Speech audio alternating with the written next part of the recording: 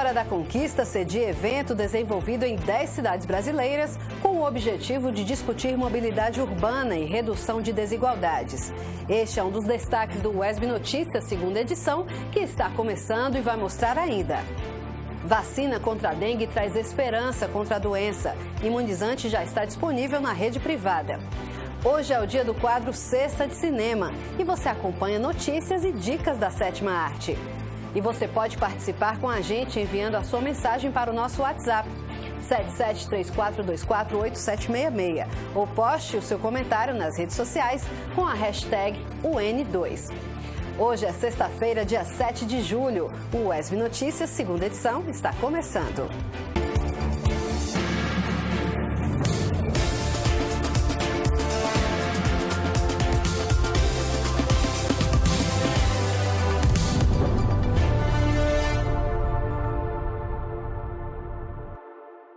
Olá, boa noite para você. Obrigada pela companhia aqui no UESB Notícias. Seja muito bem-vindo, seja muito bem-vinda. E terminou ontem em Vitória da Conquista a oficina intersetorial de mobilidade urbana. A atividade é realizada pelo projeto Acesso Cidades, criado pela Frente Nacional de Prefeitos em 11 cidades do Brasil. Vitória da Conquista também integra esse grupo, que tem o objetivo de discutir mobilidade urbana e redução de desigualdades. O encontro contou com a participação de gestores municipais de diversas secretarias da Prefeitura de Vitória da Conquista.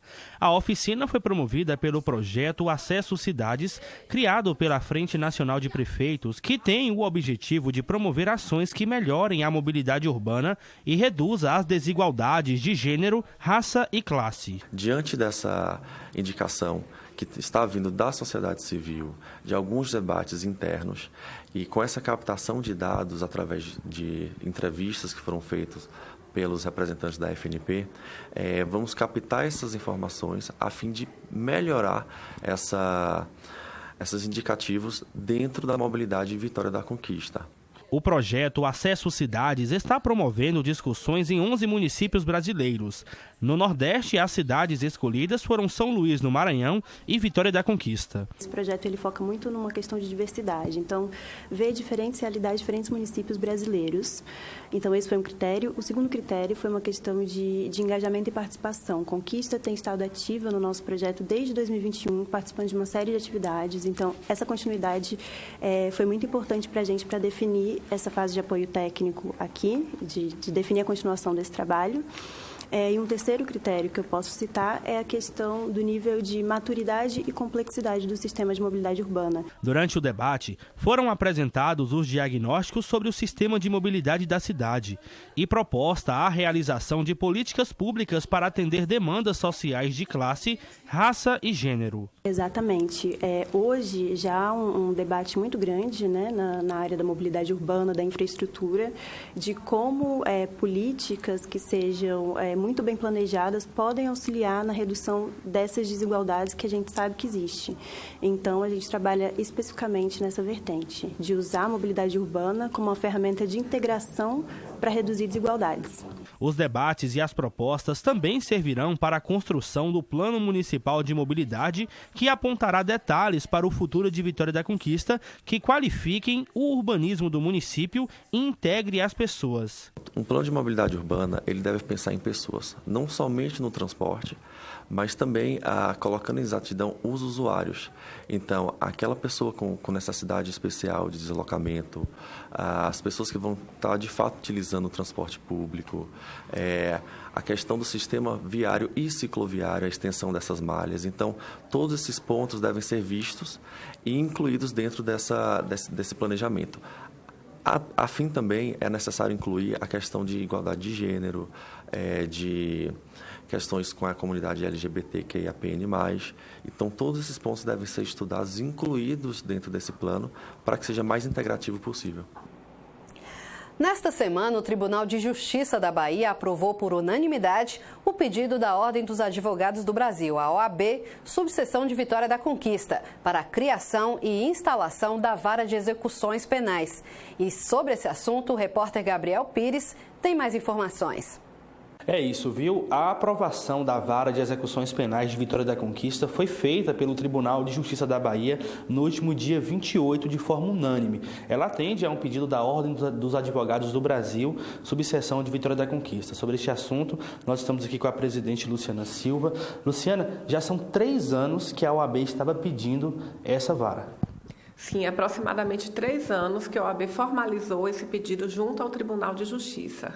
E esse processo de execução penal, eles saem da vara do júri e agora vão para essa nova vara. Exatamente. Então, a gente tinha a competência da vara do júri e das execuções penais. O que é que fundamentou esse pedido da OAB? Hoje, nós temos aqui em Vitória da Conquista 2 unidades prisionais. Então, com esse volume, a gente não tem preso só de Vitória da Conquista, aumenta o volume de trabalho, exigindo uma celeridade. Então, o ideal é que a gente tenha uma vara exclusivamente para execução penal, que foi esse o pleito, o pedido da OAB. Esse novo espaço vai melhorar a prestação jurisdicional aqui do município. Com certeza, vai melhorar a prestação jurisdicional, vai favorecer a ressocialização dos presos e, além disso, vai ser positivo para a advocacia porque a gente tem uma maior celeridade. Então, esse pleito ele foi protocolado desde que nós assumimos a OAB, nós fomos ao Tribunal de Justiça algumas vezes, conversando com o presidente do tribunal, junto com a nossa presidenta da OAB Bahia, doutora Daniela Borges, mostrando a necessidade, a importância para a cidade de Vitória da Conquista dessa vara exclusiva de execuções penais. Tenho ideia de quando o espaço começa a funcionar, quando esses processos vão migrar para essa nova vara? Por enquanto, ainda não. Assim que sair o resultado, eu fiz contato com o Tribunal de Justiça e eles estão trabalhando para viabilizar inicialmente outro pleito nosso que foi aprovado, que é a 2ª Vara de Violência Doméstica. O fórum ele vai passar, já está passando por algumas reformulações e essas reformulações vai contemplar tanto a 2ª Vara de Execuções, a Vara de Execuções Penais, como a 2ª Vara de Violência Doméstica. Mas nós acreditamos que ainda esse ano teremos as 2 varas instaladas. A previsão da 2ª Vara de Violência Doméstica é para aproximadamente setembro, outubro e, posteriormente, ainda esse ano, nós vamos estar trabalhando, diligenciando para que tenhamos também a Vara de Execuções Penais. Ok, Luciano, muito obrigado pelas informações. Está aí, pessoal. A ideia é que a partir do 2º semestre, essa nova vara de execuções penais já esteja instalada aqui em Vitória da Conquista, tirando esses processos da vara do júri e indo para esse novo espaço para melhorar o sistema de justiça aqui do município. Volto ao estúdio. Vamos agora para um breve intervalo aqui no UESB Notícias. No próximo bloco, você vai saber detalhes da vacina contra a dengue. E ainda nesta edição, dicas e informações sobre a 7ª arte, no quadro Sexta de Cinema. O intervalo é rapidinho e a gente volta já já.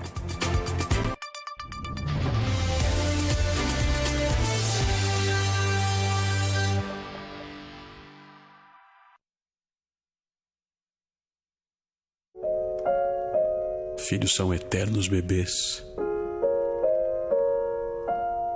Eles nunca serão grandes demais para deixar você dormir. Não importa a idade, você vai sentir medo quando eles ficarem sozinhos. E orgulho quando não dependerem mais de você. Você vai vibrar ao vê-los dando os primeiros passos na vida. E vai ficar absolutamente apaixonada quando disserem pela primeira vez a palavra mamãe.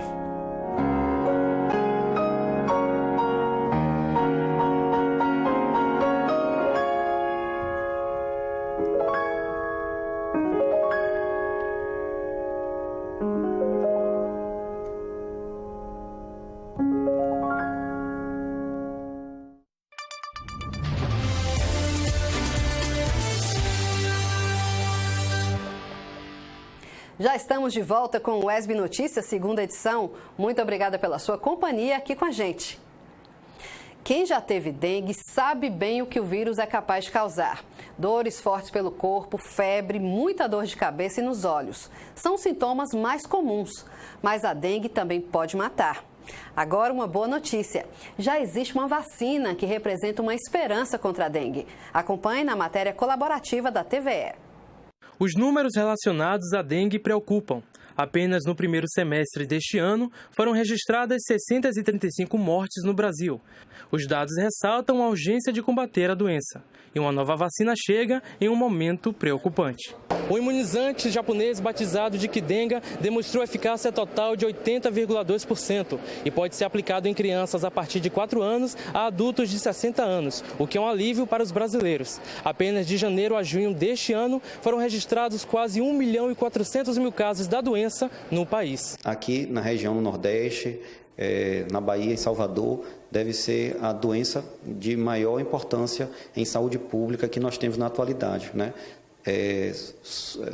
Passando, né, com grande importância, inclusive, os quadros respiratórios que são causados pelo vírus sincício respiratório. Por enquanto, quem quiser se vacinar vai precisar pagar entre R$400 e R$500 pelo imunizante em laboratório particular. Fica puxado o bolso de quem ganha um salário mínimo.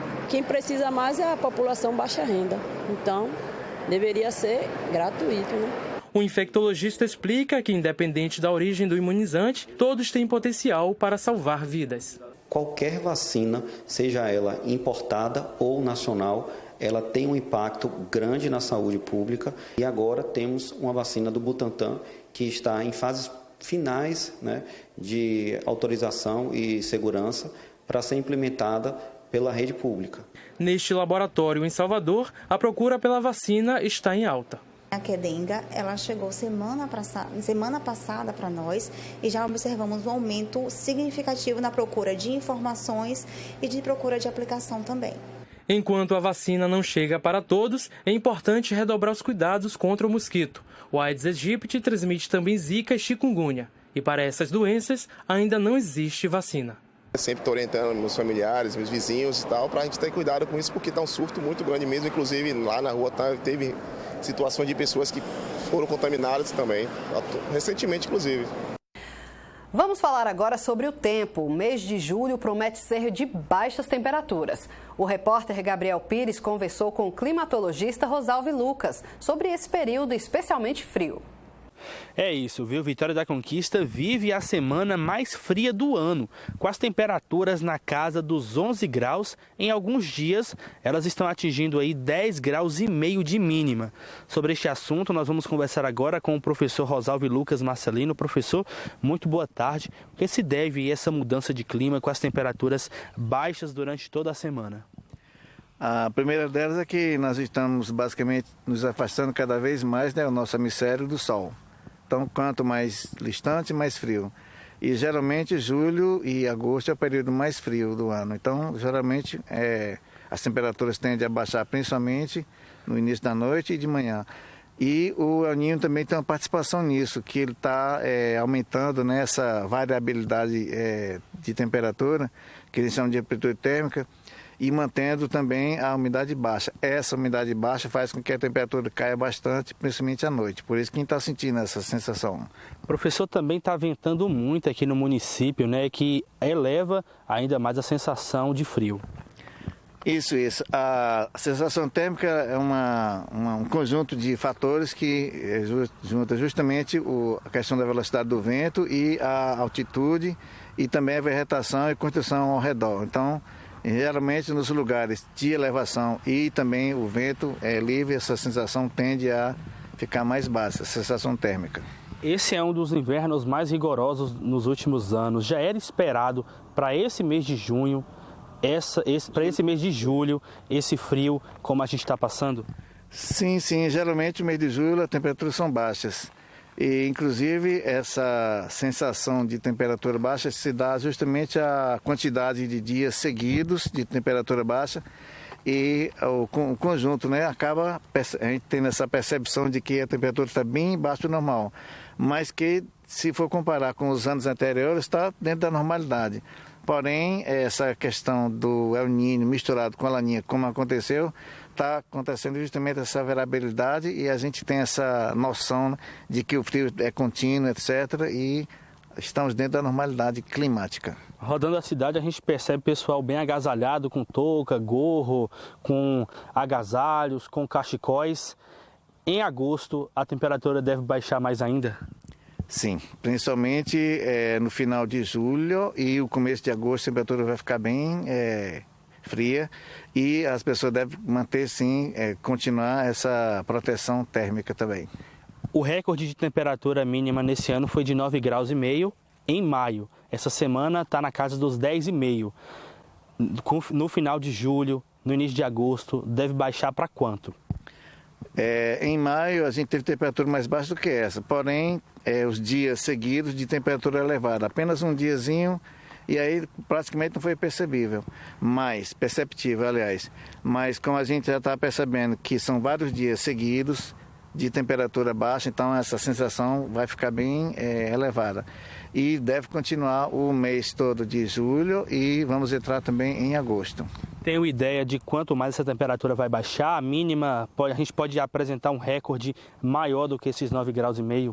Tranquilamente, sim, vamos baixar dos 10 graus. Vamos, inclusive, ultrapassar essa medida lá de maio, que foi no dia 26. Vamos ficar entre 8 e 10 graus. Então vem mais frio por aí. Quais aqueles cuidados que o pessoal deve ter ao sair de casa para se proteger e também dentro de casa para manter o ambiente saudável para enfrentar esse inverno? Geralmente, uma das medidas é a proteção, né, do rosto, né, quando estiver andando ao ar livre. Se o pessoal que anda de moto, por exemplo, luvas, etc., o capacete. E em relação à casa, geralmente não é muito bom manter a casa fechada o tempo todo, o dia todo, porque acaba tendo proliferação de micro-organismos patogênicos. Então, em geral, nas áreas que você não está presente, se deixa a janela aberta que é para ventilar e evitar essa proliferação de micro-organismos. E a proteção quando você estiver naquele ambiente, porque senão o frio vai acabar atrapalhando a sua vida em geral, então não é muito bom você passar frio dentro da sua casa. Ok, professor, muito obrigado pelas informações. Então é bom o conquistense aí pegar o agasalho para sair de casa, se proteger, porque vem mais frio por aí. Se essa semana foi a mais fria do ano, com temperaturas aí na casa dos 10,5 graus, no final de julho, início de agosto, a temperatura deve cair um pouco mais, atingindo aí 8 graus com 6 de sensação térmica. Volto ao estúdio. Os últimos dias têm sido bem frios, hein? Vamos saber agora como ficam o tempo e a temperatura para a Vitória da Conquista e outras cidades da região sudoeste.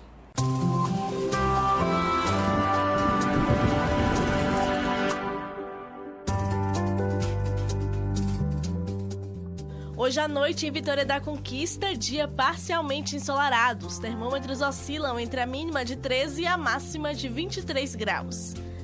Amanhã, o sol deve predominar. A temperatura oscila entre a mínima de 15 graus e a máxima de 25.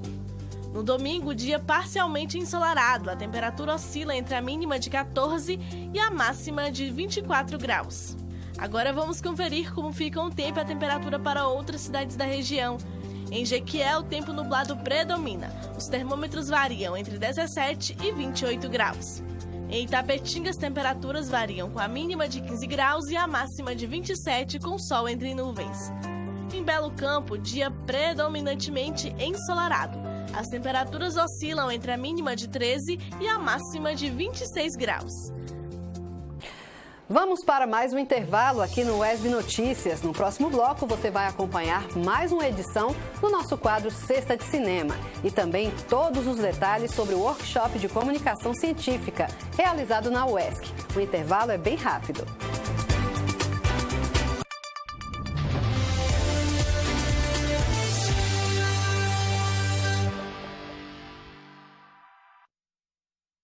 Nos primeiros meses de 2023, mais de 1.200 trabalhadores foram resgatados de condições degradantes de trabalho. Isso tem nome: trabalho análogo à escravidão.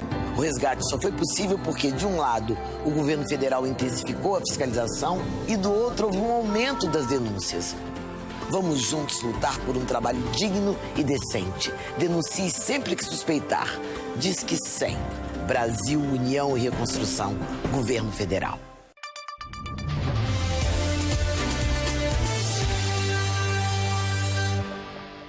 Estamos de volta com o UESB Notícias, segunda edição. Foi realizado ontem na Universidade Estadual de Santa Cruz o workshop de comunicação e divulgação científica, com o objetivo de promover entre os jornalistas e comunicadores os caminhos para a divulgação de pesquisa para o público geral.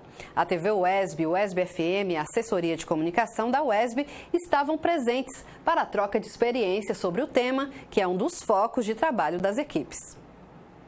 Às vésperas do Dia Nacional da Ciência e do Pesquisador, celebrados em 8 de julho, a Universidade Estadual de Santa Cruz recebeu pesquisadores e jornalistas para um workshop sobre a importância da divulgação científica para a sociedade. A atividade foi promovida pela Assessoria de Comunicação, pela Pró-Reitoria de Pesquisa e Pós-Graduação e pela Pró-Reitoria de Extensão da UESC. O objetivo é poder fazer uma via dupla, onde os nossos discentes possam ter contatos com os profissionais da área de comunicação que já atuam no mercado e que esses profissionais possam ter acesso à universidade no sentido de desenvolver aqui suas pesquisas na área de comunicação, participando não apenas de projetos de pesquisa, mas também de extensão. Então é fundamental essa interação entre o mundo acadêmico e o mundo profissional. Nós percebemos que nos falta um espaço nos veículos de comunicação, que nos faltam espaços para levar à comunidade o resultado do trabalho dos cientistas que buscam, através de suas pesquisas, através de seus estudos, que buscam a melhor qualidade de vida para a população. Cabe lembrar que todas essas pesquisas são financiadas por recursos públicos e, por isso, a necessidade de que elas seja cada vez mais apropriada pela população, principalmente a população carente.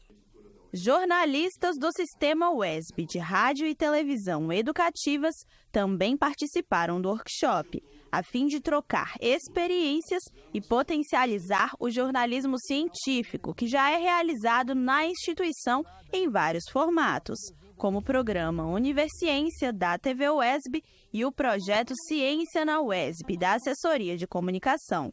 A pró-reitora de Pesquisa e Pós-Graduação da UESC celebrou a realização do evento pela primeira vez na instituição. Essa vai ser a primeira vez que a gente vai conseguir reunir na UESC profissionais da comunicação para falar especificamente o que a UESC produz de ciência e como essa ciência produzida na nossa casa é capaz de solucionar problemas reais da sociedade regional, nacional e também internacional.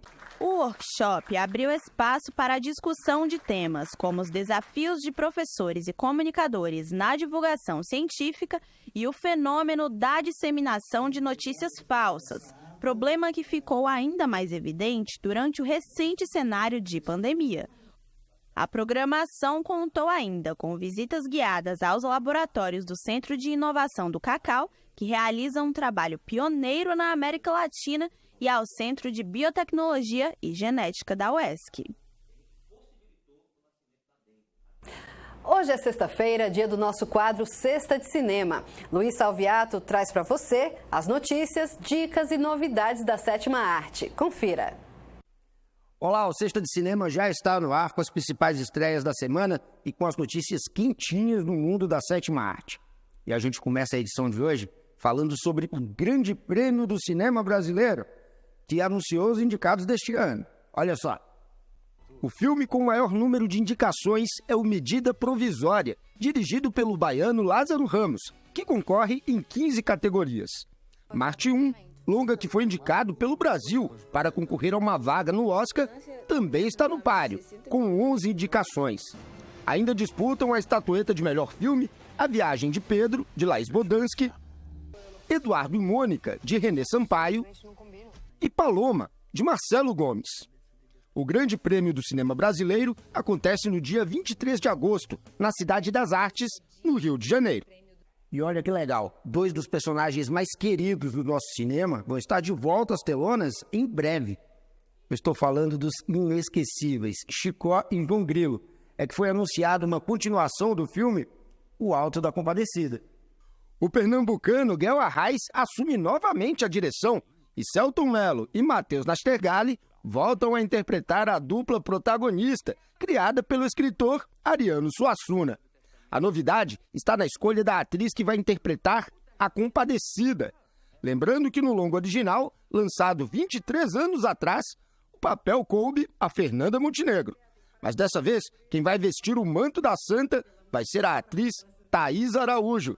O Alto da Compadecida 2 tem estreia prevista para o final do ano que vem, nos cinemas de todo o Brasil. E outro reencontro que deve emocionar muita gente nas telas dos cinemas do Brasil inteiro é o de Fernanda Montenegro e do cineasta Walter Salles, 25 anos depois de Central do Brasil. A veterana atriz vai ser a protagonista do filme Ainda Estou Aqui, que começou a ser filmado no mês passado, no Rio de Janeiro. A produção ainda conta com nomes como Fernanda Torres e Selton Mello. O longa vai contar a história real do desaparecimento do ex-deputado Rubens Paiva durante a ditadura militar da década de 1970.